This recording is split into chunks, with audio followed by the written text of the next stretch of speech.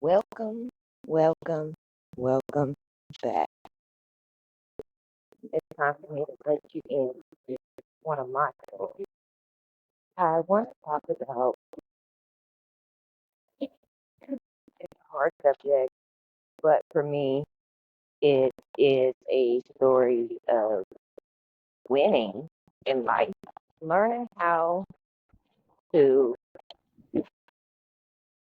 co-parent and be cordial with your child's parent after a toxic, abusive, tumultuous relationship. I have had just a few relationships at the age of 36, all long term, if you will, starting in my teenage years. With my first few children, their father, we were together starting about my age 16, and we definitely lived with each other young. He is 3 years older than me. And again, we had a very, you know, I can't say it was rough because I was young, wasn't really taught too much. So for me, I was basically learning as I went. I didn't have too much direction. So when it came to the relationship type thing, I was learning as I would go. So I didn't know a lot.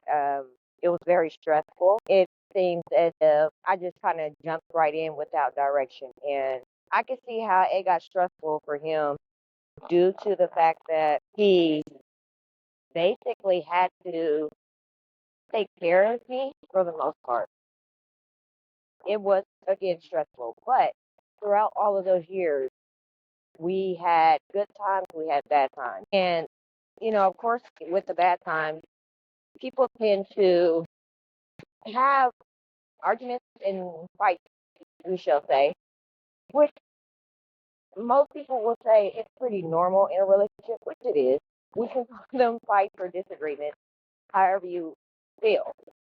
But it was very rocky, especially after our children were born. We definitely had a lot of issues, normal couple issues, but during that time, that 9 to 10 year span, there was, of course, again, violent, physical abuse, mental abuse, financial abuse, a lot. So check in and check out of your own life per se. And for me, I ended up struggling with a lot of mental health issues, and I will not blame it on the relationship, but the relationship definitely played a huge role. Um, Towards the end, or let's say, yeah, towards the end of our relationship, it was so bad to the point to where I believe that we both had lost our everlasting mind. It did end up with me almost being unalive, and I mean, this wouldn't be the first time, but this was the last straw for me. Uh, it was that abuse. He tried to attempt it and somewhat succeeded at shaving my head. I asked him to just take me out at that point. When I did try to fight back, of course that wasn't good, and he took that as a threat. So I was the one who ended up calling for help, and we both ended up getting locked up, and somehow I got more charges. And after that, it got pretty bad still. Our kids had to live with my grandmother for a few years. It was very rocky. I was extremely unstable. I can say that he was as well. But for me, trying to get over and try to co-parent because we needed our kids and our kids definitely needed it because they were very young. I myself had to grow up as a mother of three at that point and quickly becoming a mother of four. I specifically had a lot of growing up to do. And like I said, I was mentally unstable. This was something that I knew of and had been dealing with for years, to where I could not function on a daily basis. Several times I found myself in psychiatric wards, even if it was just for me putting myself there, because I knew, I was not well. I had to be well for my kids. So with that, at that end and of that relationship, and then me finding myself already in another relationship and hadn't healed, it was very tumultuous try to build some type of trusting co-parenting relationship with my kid's father, due to the fact that, he nearly unalived me over things that I felt like were not valuable enough to do so, even off of just words that he took very literally. So throughout those years, and throughout all the ups and downs, we could not co-parent at all. We could not communicate. It was to the point to where we were communicating through email only. And like I said, I was unstable mentally, financially, physically. So there was not a lot that I could do. I did my very best as doing my part as a mother, but I am very grateful for my grandmother who did step in, which she did not have to. I will forever be grateful for her. But as far as me and their dad, it took me, I want to say, 2.5 to maybe 3 years to get well and communicate. I ended up moving 45 minutes away and got into therapy and started to really work through a lot of those issues. At this point in time, I had my fifth child, and the therapy really helped me get through a lot of things. And then I remember I was slowly able to communicate with him without arguments, without, hatred, because I understood that, you know, it wasn't I who was just the problem, it was him as well. And I had to learn how to take full responsibility for my actions, of course. I had to learn how to talk better. I had to learn how to express myself differently because of the fact that everyone interprets and takes things differently. So I had to learn to adjust accordingly to the way he was able to interpret things. And I also had to help him understand where I was and how I was feeling. And he ended up caring just as much as I did for, first of all, my mental health. My mental health was so important to him, and I really appreciate that.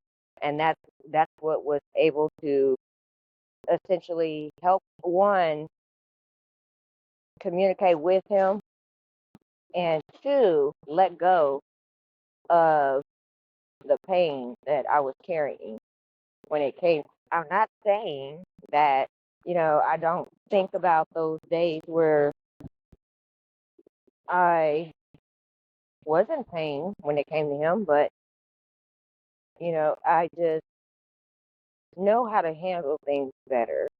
So once we were able to, just understand each other's space, understand our views, understand what we want for our children and how we need to communicate.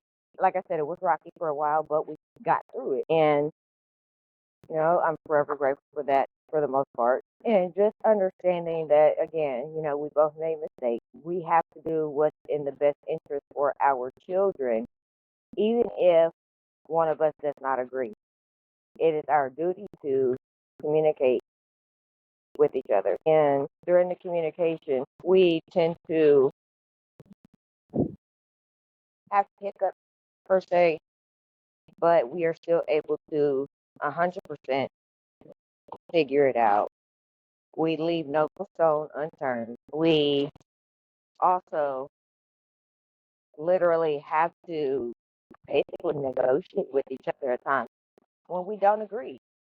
And that's okay. We make sure that we're okay. We make sure that if, one parent is in need, that we communicate with each other. Because if one of the parents is in need, then it's possible that the child is in need. So we truly can't have that. Now, there are a lot of times where he does not tend to communicate with me with things when he does need something, which, you know, we're still working on that after all these years. But there's just times where we're great. We can talk to each other. We can have phone conversations. We can text. I can't say that we're the best of friends, but I would consider him still as a friend.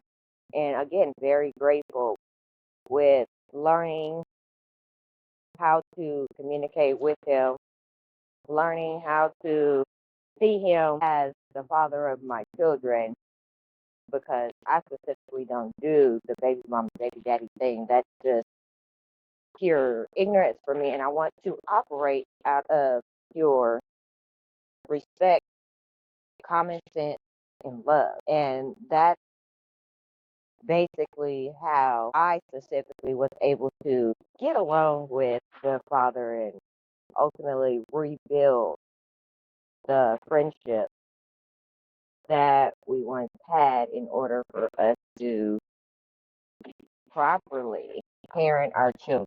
And, thankfully they're older, preteens and teenagers. Our communication has had a curve in it because the kids are able to communicate for the most part.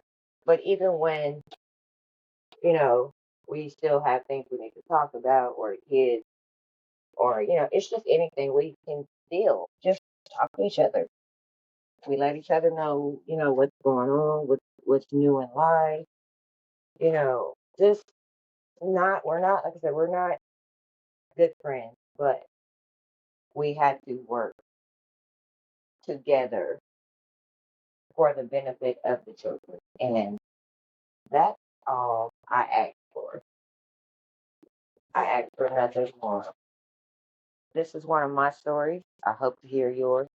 Let me know how you were able to navigate in rebuilding communication and respect in order for you yourself to be an effective co parent. Till next time.